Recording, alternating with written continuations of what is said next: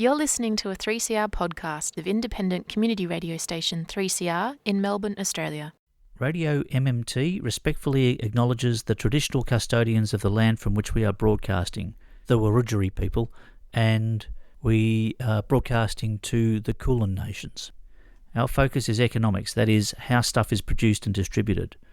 We recognise that for many tens of thousands of years, First Nations people's connection to country successfully embodied the world's oldest continuous economy, which was catastrophically disrupted by genocide and displacement. We acknowledge that we have much to learn to reshape our current extractive and exploitive system to achieve sustainable prosperity for everyone. Radio MMT. Economics for the rest of us with Anne and Kev. Radio MMT. Looking at the world through the lens of modern monetary theory. Radio MMT. Macroeconomics for a well-being economy. Macroeconomics? Isn't that incredibly boring? No, Kevin, it's incredibly interesting. It's all about who gets what and why. Who gets what and why? Okay, I'm in. RadioMMT@gmail.com. Incredibly interesting macroeconomics for the rest of us.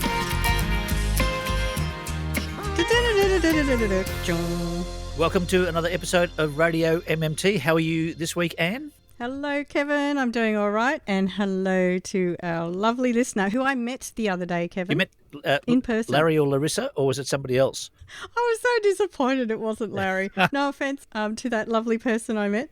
But it is a treat when somebody walks up to you and says, I listened to your show. So it's kind of nice to know that there are people out there listening. And I have to admit that today, neither of us, Kevin, are in the studio in Melbourne today. But thanks to the wonders of technology, we are beaming ourselves into the one room. We are, in fact, in different parts of the world. I'm out travelling, and so we're conglomerating on air. And so we're going to have a lovely chat today with a fellow named Jim Byrne, who is the host of another podcast about MMT called MMT101. Another podcast. So, Jim, welcome to... How many MMT podcasts do you reckon there are, Anne?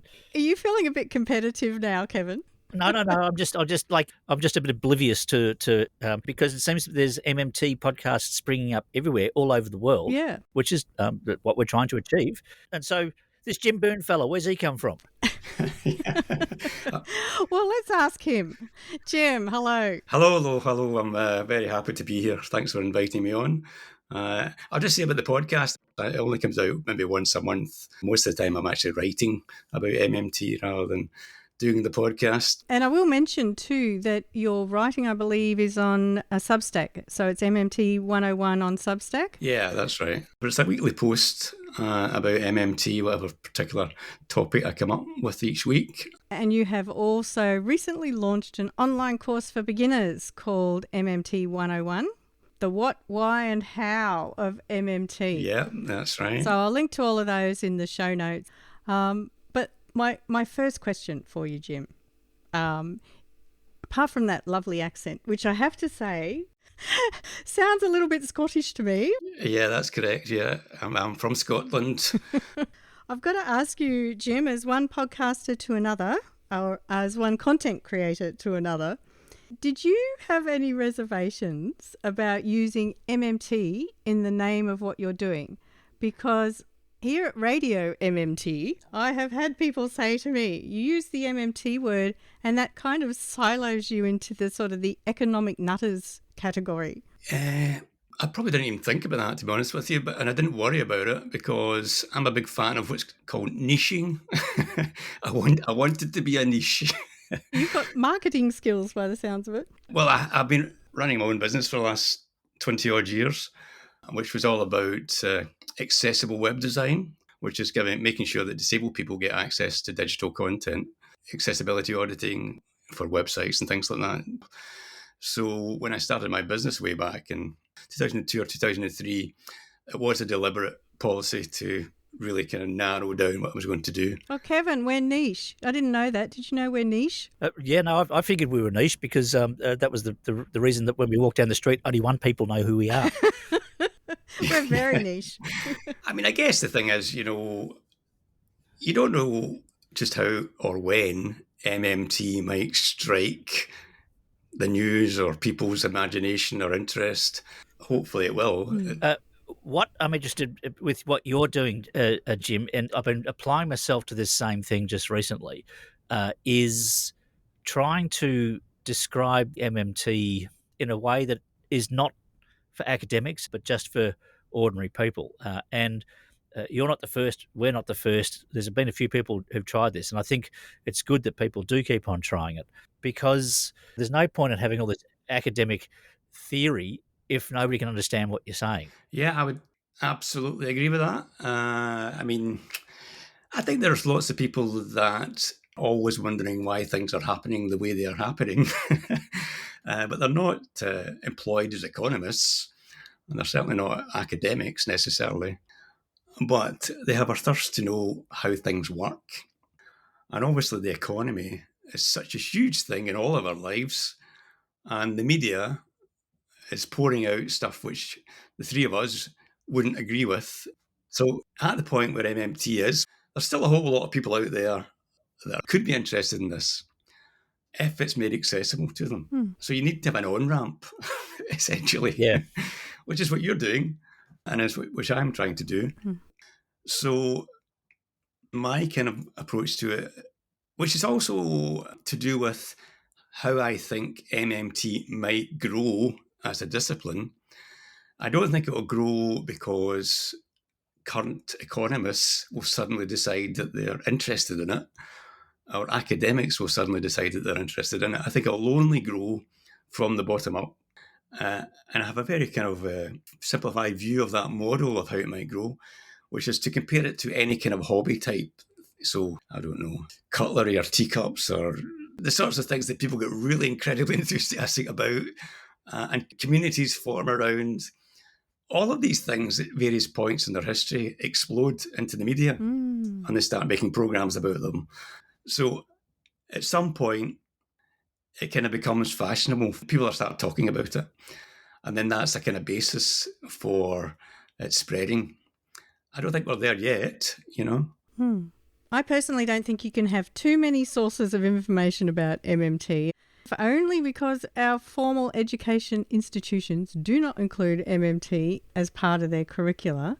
And I think we should have been learning about this stuff since primary school, because we all live in a monetary system and we don't have any choice. We're born into monetary systems, but then this whole system is just shrouded, you know, in ignorance and in misinformation. So then it comes to the community to have to create the content to sort of teach each other and other people. This is such a strange state for a body of knowledge to be in. And I'm just wondering, how would you explain this state of affairs? I think it's a problem of gatekeeping, essentially. I spoke to John T. Harvey. The Cowboy Economist? Cowboy Economist, exactly. I actually spoke to him about this very topic, is why is it that within even academic institutions, where you would think that they would like to learn different ideas, they don't do that in economics. They're all stuck on the same neoliberal / orthodox economics. For some strange reason, economics is not like other disciplines. It doesn't seem to open itself to other ideas quite so easily. And I think that's just a kind of power thing. If you are already in the in crowd and you've now spent 4 years learning the basics, you've now done a master's degree, you're now a professor or whatever, you've spent 10 years in this discipline, what might have sounded a bit weird and strange the first day you went to the first class is now just part of who you are. And you're not going to easily sweep it aside. You've got the salary, you've got the job. So you're not necessarily that quick to think, okay, 10 years of learning about neoliberal economics, it turns out it's a load of rubbish. I don't think it's as innocent as that, Jim. I think if you have a look at the history, the neoliberal system favours a ruling class. It's built to make people rich. The neoliberal model is all about maximising one's wealth. And so this kind of like the resistance to change, I don't think it's an innocent thing. And the more I look into it myself, it seems to me that it's more of a counter-revolution to the Keynesian ideas that came in post-World War II. And these capitalists, this ruling class, they're only presenting this very right-wing neoclassical version of economics, and they don't want things to change. They've baked this in. Yeah, I mean, I agree 100% with you, Kev, surprisingly. And there is a book, it's called The Invisible Doctrine. It's about the neoliberal creed and how that has grown and the huge amount of money that has gone into making it grow. For example, in the UK, they do have these political programs where they invite people on to talk about politics. And they invite quite a lot of what are called research units, which are basically just fronts for particular ideas. There's the Cato and the IPA and all these right-wing think tanks. Yeah, research units, think tanks, these are all basically funded by the sort of very wealthy people who see that it's in their interest to keep the status quo. And the broadcasting media, they're kind of all in it to a certain extent. But there's also a class thing here. There's a class thing in the UK, which is that most of the people in broadcasting, or in the arts even, came from the same very narrow kind of class. They went to the same schools, part of the same networks. They get the better jobs, they get the better pays. So again, it's the same idea. You've got to protect what they've got. An MMT, which is saying, wait a minute, that's not how it works actually in practice. And if you understand this stuff, as we know, inequality has been growing enormously since the late 1970s, early 80s. And if somebody comes along and says, actually, we're not running out of money, the government's got plenty of money, they make the damn stuff, then we can have a much more equal society. We can have free education for all, for their entire life. We can have a well-being economy. It's not about the money. Somebody comes along like yourselves or me and says that and say, oh, wait a minute. So as you say, there is a political element to this. Yeah. When people say, well, if this is true, what MMT says, things like that the currency issuing governments can't run out of their own currency, why haven't I heard this before? There's your answer. Exactly. And I'll be interested to see how you feel about this, but the entry point for a discussion about MMT, and this actually happened to me on the weekend. I ran into a bunch of guys on the coast here. They invited me back to their place for a beer afterwards. And, of course, I had a couple of beers and started talking about economics, which is a tragic mistake. But how do you launch the conversation? And I was speaking to a guy there who was actually a bond trader. That was his job. And it occurs to me that if you're going to try and talk about MMT, you have to start at the beginning. And the beginning has to be about what is money? Where does money come from? Would that be a logical starting point for you? Probably not for me. I think for a lot of people that sounds quite esoteric.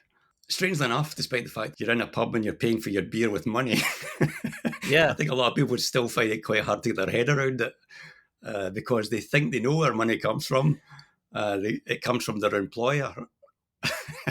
Yeah, the conversation I was having with this guy who was a bond trader, he'd actually fallen asleep. Well, I thought he was asleep, but he had his eyes closed, and I was talking to somebody else. And I said, well, bonds have got nothing to do with government debt. Bonds are a whole different thing. Yeah. And he woke up and he said, hang on, I'm a bond trader, and I know all about this. And I said, hang on, but you explained to me how bonds pay for government spending when we had this conversation before, saying that the government creates money. Why do your bonds need to fund government?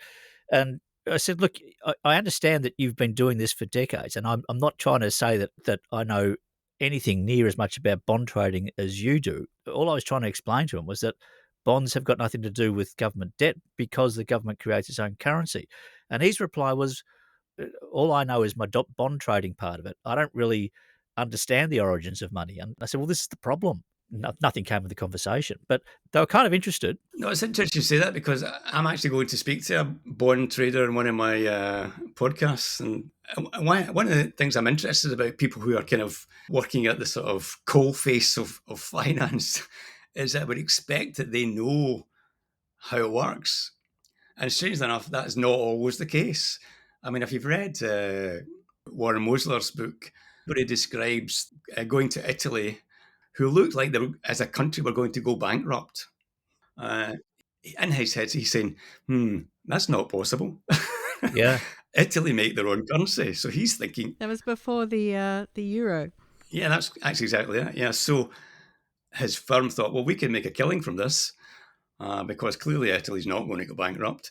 The value of the country's bonds have collapsed, we could buy them cheaply. But he went to visit the appropriate people within the government that dealt with all this, and had a chat with them. And they kind of realised that what he was saying was correct. So suddenly the crisis was kind of over, like 10 minutes after Warren walked into the room. But he was also saying, okay, well, a wee phone call back to the office, buy Italian bonds. He made a few quid out of that. He did all right. So I think a lot of bond traders know the situation, but his own part of that story is also about his colleagues within the office not understanding that. Yeah. Despite the fact that they're on the sort of cold face of finance.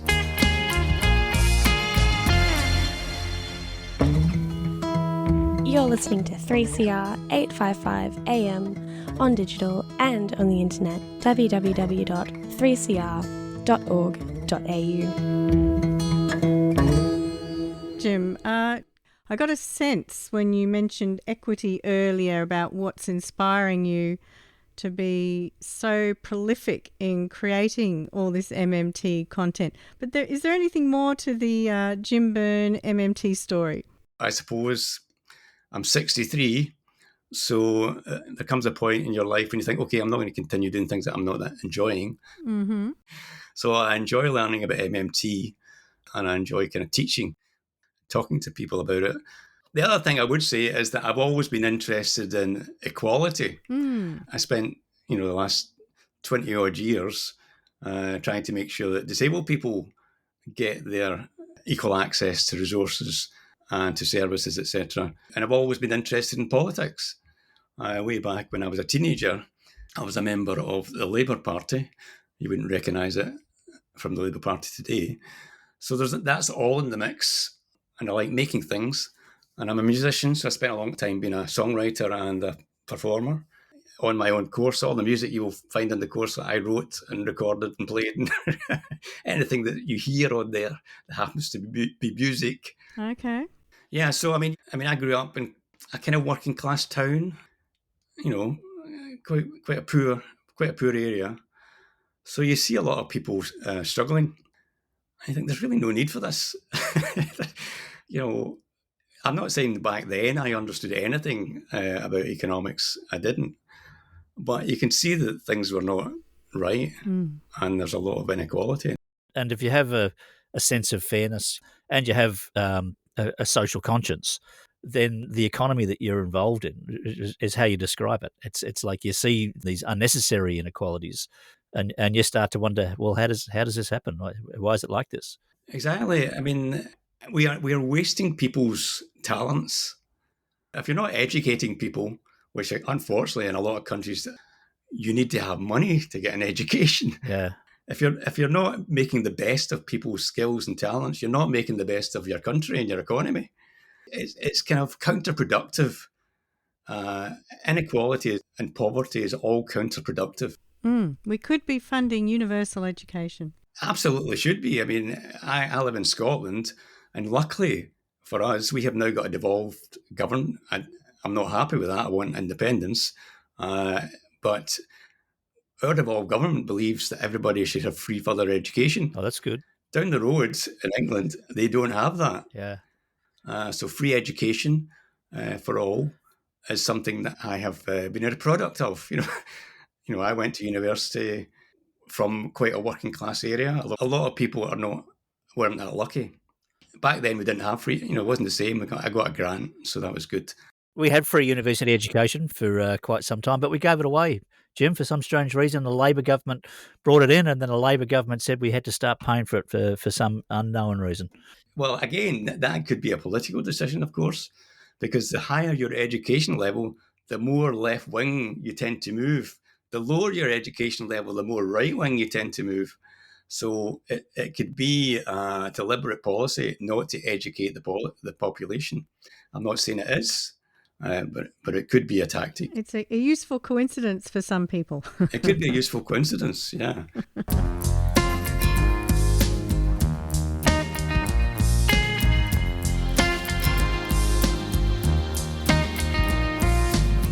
You're with Anne and Kev on Radio MMT. At 3CR Community Radio in Melbourne, Australia. And wherever you get your podcasts. Economics for the rest of us.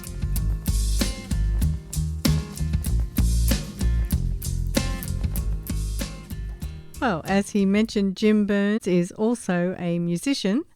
Here's Satisfied Mind by Jim Byrne.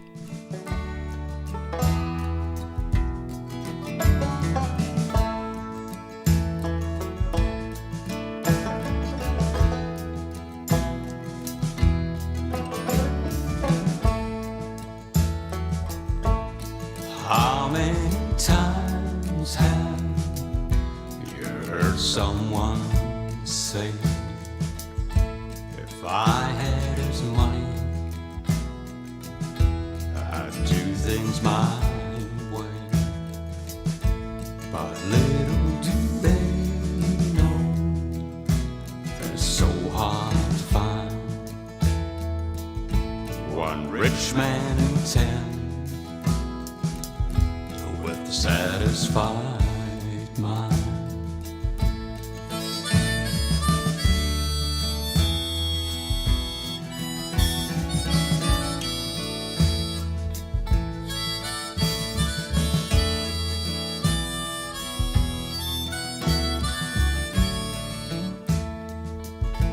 Your money can't buy back your youth when you're old, nor a friend when you're lonely, nor a love that's grown cold. And the wealthiest person is a pauper of a kind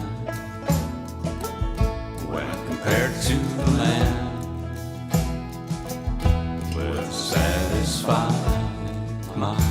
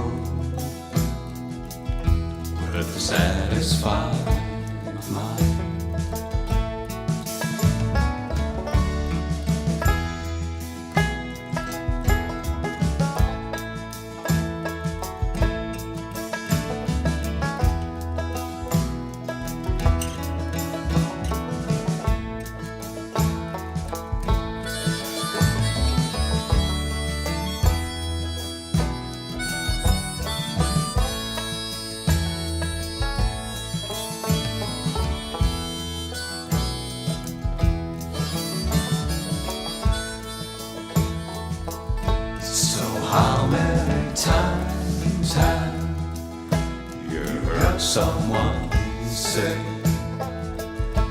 if I had his money, I'd do things my way. But little do they know that it's so hard to find one rich man in 10 with a satisfied mind. Rich man in 10 with a satisfied mind. One rich man in 10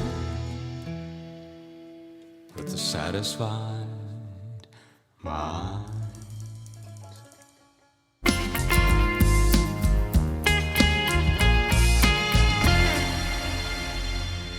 You are with Radio MMT, and Kev and I, we are speaking with Jim Byrne, who is over there in Scotland talking about all things MMT.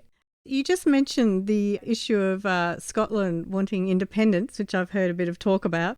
I was wondering, actually, if MMT informs your view on this. I wasn't necessarily at that point influenced by MMT because that's when I kind of first started to learn about MMT. That's actually where my interest started, was the referendum and all the talk around about the economy. And it was my interest in independence and the economy of Scotland and the vote that we were having, which I was regarding as probably the most important vote I was going to have in my life. So I needed to learn about the economy. And the things I found at the time absolutely shocked me to my core. Just about the relationship between Scotland and England, the fact that Westminster, of course, controls all of our major economic levers, and Scotland basically, we're not a currency issuer. As a devolved nation at the moment, we are a currency user. And I'll give you an example of how that might impact a country like Scotland. During the COVID, which everybody in the world experienced, our First Minister wanted to shut down the country earlier because of all the evidence related to saving lives.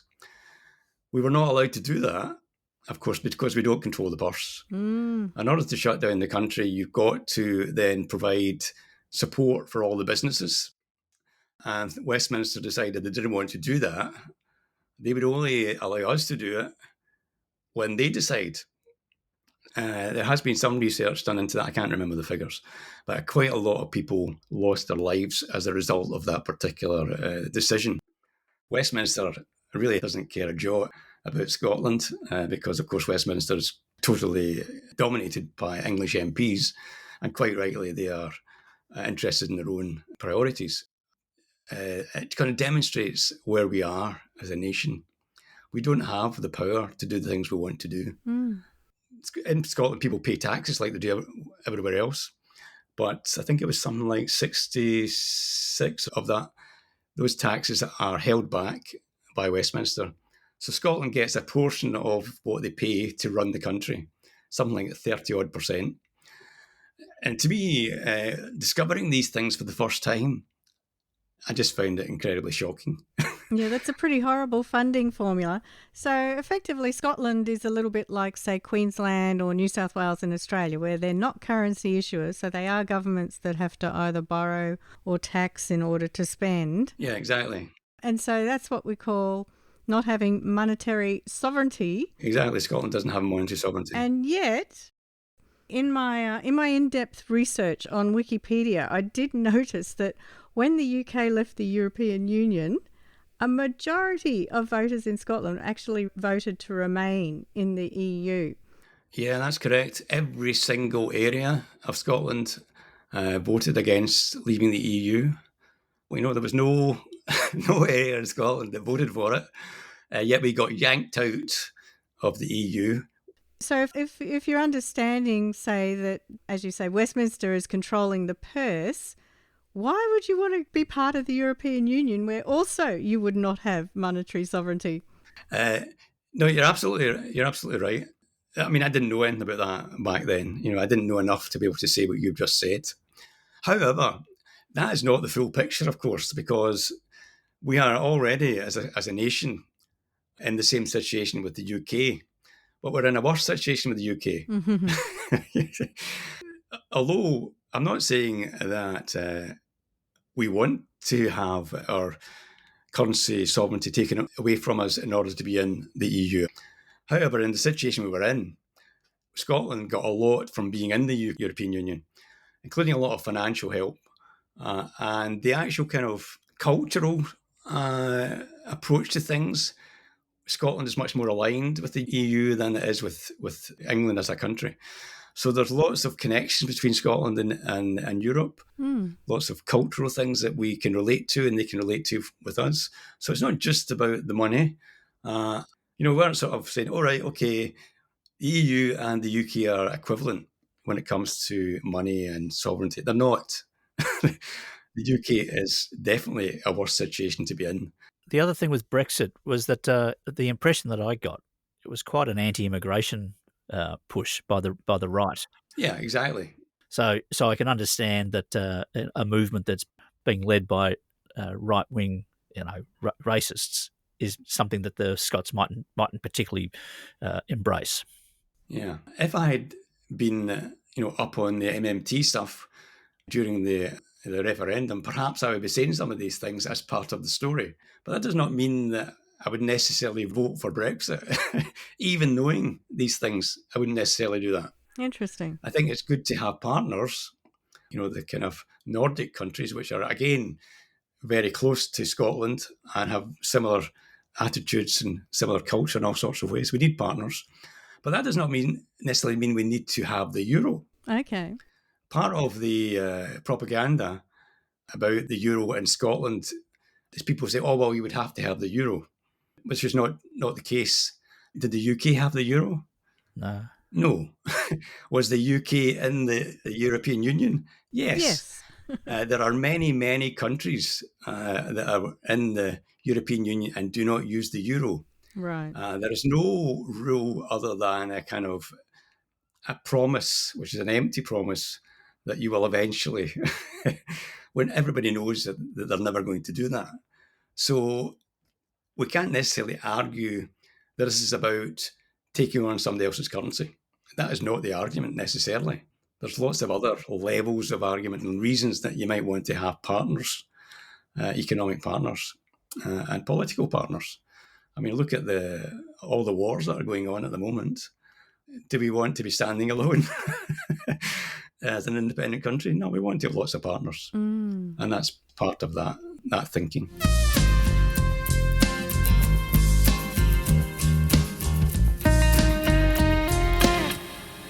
So, Jim, making an online course, I imagine it's quite a lot of work.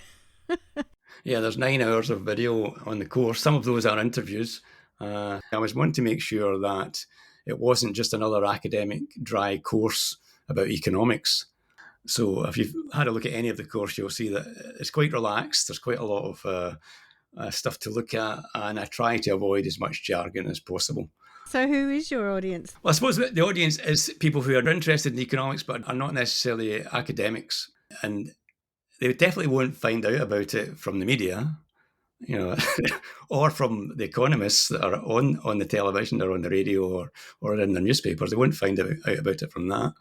So those are the folk that might think, okay, what is MMT? They type into Google, I've heard about it, people are talking about it. What is it? And, my course hopefully will come up.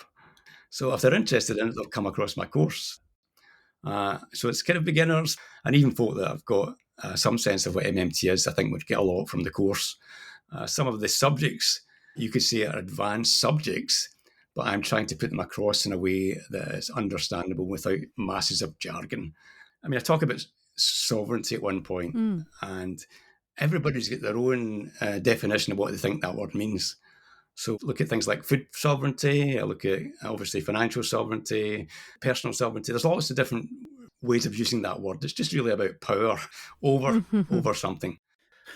Sovereignty is not properly understood by a lot of people. Yeah, I mean, most of the people probably think of it as political sovereignty, power over your own lands, that sort of thing. And that's actually been a useful thing to do. I don't do that many talks, but I've done some about MMT. And you have to be incredibly careful when you're talking about MMT because sometimes the first thing you say is going to alienate the entire audience. And the first thing you say might be something along the lines of the UK government makes its own money. That's the end of the conversations. You'll lose the audience straight away. So I used the idea of sovereignty in the last talk I did because it was in Scotland and people are very interested in political sovereignty. And I use it in terms of control. And eventually, of course, I could get to the control over your own money, the issuance of your own currency. And by that time, people had bought into the whole idea. You know that the UK issues the pound. You know that the US issues the dollar. And everybody's nodding their head. So anything I say after that, it all seems damn obvious. It's like you're appealing to Team Scotland and this is our identity. You've got the hook, and then you can start explaining economics to them. Yeah, that's right. I mean, I'd been told by the person organising it, The person who organised it was an MMT person, and they knew the pitfalls. Make sure you don't do this right away, and it's going to be trouble. They're just turned off. Interesting. So they were adamant, make sure you come up with some way of doing it. Made me think, obviously, what's the best way of approaching this? But to answer your question, Anne, I've organised the course into 3 sections. It's the why of MMT, the what of MMT, and the how of MMT. So the why is, why do we need a new way of thinking about money and the economy? So basically, I'm looking at things like global warming. I'm looking at all the things that politicians say about why they can't do things in terms of solving the issues of global warming, which are all about black holes in finance and how we don't have any money and all that kind of stuff. So that's part of the why. I look at inequality. I look at the results of austerity, for example. In the UK, for the last 15 years, we've had austerity. Can you explain what austerity is as far as doing jargon? Let's unpack austerity a bit. Well, basically what it's doing is it's taking money out of the private sector. There's less money flowing around in the private sector, and people are losing jobs, perhaps. They are having to take on loans in order to pay their bills. The services are not getting the money that they need, so the health services are going down. We have an NHS in the UK, and it's completely crippled by the fact it's not getting funded. The government thinks that the country's in debt, right? And we've got to cut back. And that's austerity. Austerity is spending less, yeah. The government want to spend less money into the private sector because they think, oh, we're in debt. Oh, goodness me, we better not spend so much money. Because they think government is just like a household or a business. You've got to bring the money in before you can spend it. In terms of the government, they think bringing the money in is taxes and any other income they can get. So they bring in the tax money and think, all right, we've got a certain amount of money. Make sure you don't spend more than that amount of money. It's a great mindset, isn't it, for tying the hands of a government? Exactly. One of the main functions of a government is to spend the money. Yeah, exactly. So they're not spending the money. There's a question I'd like to ask, and this comes back to the conversation earlier about where does money come from. And so people say, oh, the money for the government comes from the taxpayer. And then I just ask the simple question, well, where do they get it from? Yeah, absolutely. People have a lot of trouble with that answer. That story is so illogical once you start looking at it. And yet, I would find it impossible to explain it to somebody in a pub. Yeah. Because the idea of the government having to get your taxes is so ingrained. Yeah. It's on your telly every single day. It's just assumed in every political debate. It's so ingrained in the person's sort of view of how things work. It's almost impossible to make them think of anything else. Well, obviously, the government gets the money from us. We give them the money to spend. Yeah. How could it work any other way? And before I understood MMT, I used to say, I don't mind paying my taxes because it's going to education, because it's going to health, because it's going to all these good things. That's an emotional thing to do. Yeah. People have to justify it to themselves emotionally. And then for people to find out that what they've been told is not true. Well, that's right. If you can get somebody to even address that, they will always have more questions. So why am I paying taxes? Surely we shouldn't be paying taxes. So then, of course, you've got to go on another journey with them. Well, taxes validate the currency. Yeah. Taxes can help with inequality. Taxes can be used to stop people, doing certain things. Yeah. So, there is a story behind all these things, but it's a long journey for any particular person that you happen to be speaking to in a cafe or a pub. You're listening to 3CR 855 AM on digital and on the internet, www.3cr.org.au. So we were talking about the why people should bother even learning about it, and it is so that we can understand that we don't have to worry about the money or the financing when it comes to climate change, or we can undo some of the horrors of austerity. What's the how in your course then? The resources aspect, which is, we can't spend money unless we've got things to spend the money on. You can't buy something unless it's for sale in your currency. So when we know that the finances are not the thing that's restricting our ability to get to the well-being economy, the economy where we're not burning up the planet, we know that we can actually increase resources by spending money. That's one of the things that I say to people that seems to get lost in economics. Say that again. You can spend money to create resources. Right. So, for example, you could say, okay, well, there aren't enough plumbers, or there aren't enough bricklayers, or there aren't enough teachers for this wonderful world that you're talking about. And say, well, is it possible to teach brickies? Is it possible to teach people to become teachers? Is it possible to teach people the ins and outs of renewable energy? Of course it is. How do you do that? Well, you spend money in education. And that kind of idea of understanding that resources are scarce, but certain resources can also be grown by spending money. So, for example, I don't know if you know Fadel Kaboub, An MMT economist. who's I'm a big fan of, who's interested in sort of like African countries that were former colonies, and how they're still basically they're still run by their colonists to a large extent because of the Exploited is the word you're after. they're still exploited, exactly. So he's interested in the whole thing about control of resources as well. So a lot of these countries don't actually have control of their own energy. They don't have control of their own food. They don't have control of all sorts of things which are kind of vital to the country. That's that word sovereignty again, isn't it? Food sovereignty. Yeah, exactly. Sovereignty. They don't have monetary sovereignty. So, for example, if you understand MMT and you understand that having not just your own currency, but control of that country is the important thing. So you might not have control of that country at the moment because you have huge debts, huge historic debts, for example, US dollar debts. And in order to pay those debts, you've got to bring in US dollars. How do you bring in US dollars? Well, you could have a big tourism industry, which is a kind of drain in your economy because all those people could be doing something else more productive. And the tourists come in and eat your food.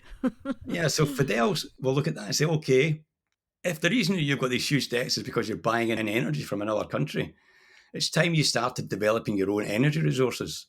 If the reason that you are in this dire strait having to pay these debts is because you're having to import food to feed your citizens, maybe it's time for you to start growing food.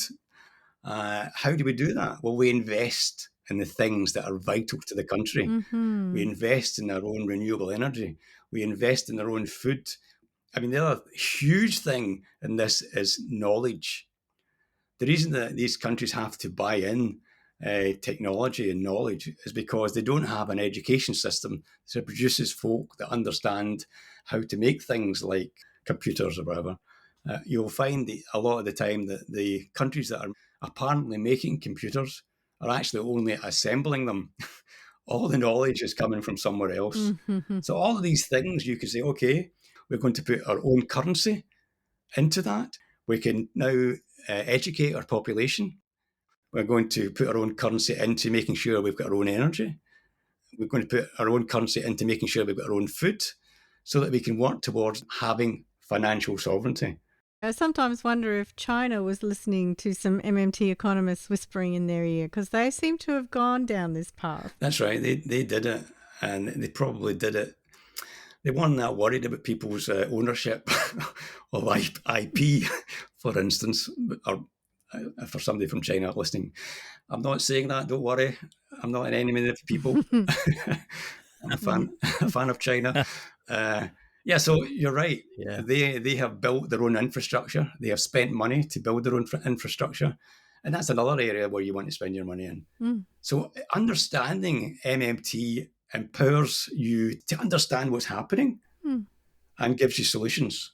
I mean, Scotland is overflowing with energy resources. Scotland is overflowing with food, but we don't. The Scottish government doesn't have control of any of these things. What's the energy resources you've got there? Is it wind? We've got huge wind power. We've got huge water power. We've huge amounts of water. Obviously, you've heard that the rain is. We get a lot of rain in Scotland. We're well known for it. An abundance. We don't necessarily get a huge amount of sun, but we have huge amounts of wind power. We are already and have been for a number of years totally self-sufficient in renewable energy. But we have unfortunately, because of the situation we're in, we have the highest energy bills in Europe. Crazy. It's a good word. Crazy. And you wonder why somebody like me is an independent supporter. We have no control over that. We are basically getting exploited. And these rules could be changed by Westminster government, but they have no necessarily any interest in changing these rules. Because, of course, the folk that are lobbying them every day, the people that are actually making the money from this price gouging, they're quite happy with that. Mm. So, there's all sorts of things that you can see that'd be quite useful, not only to be financially sovereign and independent, but understanding the lay of the land, which is what MMT is about at the end of the day, is understanding how things work. Hugely empower you. Well, that sounds like a great note to end on there, Jim. So all power to you and to the Scotland's independence movement. And thank you so much for sharing some of those really interesting viewpoints from the other hemisphere. No, thanks for inviting me on. I know I start getting excited at the end there as I start ranting. No, you're speaking the same language, Jim. There's no doubt about it. But I can understand your frustration. You can just feel it, lacking that ability to control what you've got. Yeah. I've got what's his name, Wallace. I've got visions of Braveheart, burying his ass to the English. But there you go. Yeah, I mean, I like English people and I like England. That is not what I'm saying. They're great people, and I want to be friends with them, not lorded over by them. I want to be equal friends. It's just the ruling class that you might have an issue with. The system. Exactly. Alrighty, we've got to get out of here. Okay, great speaking to you, Jim. Thanks for inviting me. I'll see you later. So anyway, Anne, it was great speaking to Jim. He is a kindred spirit. There's no doubt about it. I was feeling many, many similarities. But we've got to go. We've got Mafalda's coming up next. So we'll see you again in a couple of weeks. See you then, Kevin.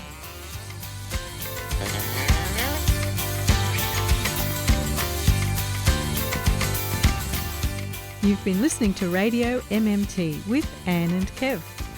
We'd love your feedback. Email us on radiommt@gmail.com or search Radio MMT on social media. Listen to this show anytime wherever you get your podcasts or on 3cr.org.au/Radio MMT. Support this show and the station by subscribing to 3cr.org.au and mention Radio MMT. We thank all our guests. And we thank economist Professor Bill Mitchell and his MMTEd.org, educating the masses on modern monetary theory. And thank you to our listeners for listening. And I thank you, Kevin. And I thank you, Anne. So what's planned for next week? Kevin, there is still so much to talk about. We've got to expose all this rotten economics. Well, no, that's good, and I get it. Do you reckon we could use a bit more music? Well, I made a list of all these terrible economic theories. Like, I've heard of the theory of comparative advantage, or the quantity theory of money, or the loanable funds theory. Have you heard of a band called Single Gun Theory? They're a really good band. I'm sure there's a whole range of macroeconomic music that I could bring into the show. Yeah, but we really need to do marginal productivity theory, not to mention the natural rate of unemployment and the money multiplier. You've got a pretty good singing voice. I play bass. Bill, he plays guitar. I reckon we could form a macroeconomics band. We could deliver this whole message by music. Well, we could call the band the permanent income hypothesis, or the Ricardian equivalence, or rational expectations. I think we're onto something here. We're trying to make macroeconomics more interesting to the masses. We're going to form this band and sing it to them, and we're going to bring the economists in. We're going to get musical. You've been listening to a 3CR podcast produced in the studios of independent community radio station 3CR in Melbourne, Australia. For more information, go to allthews.3cr.org.au.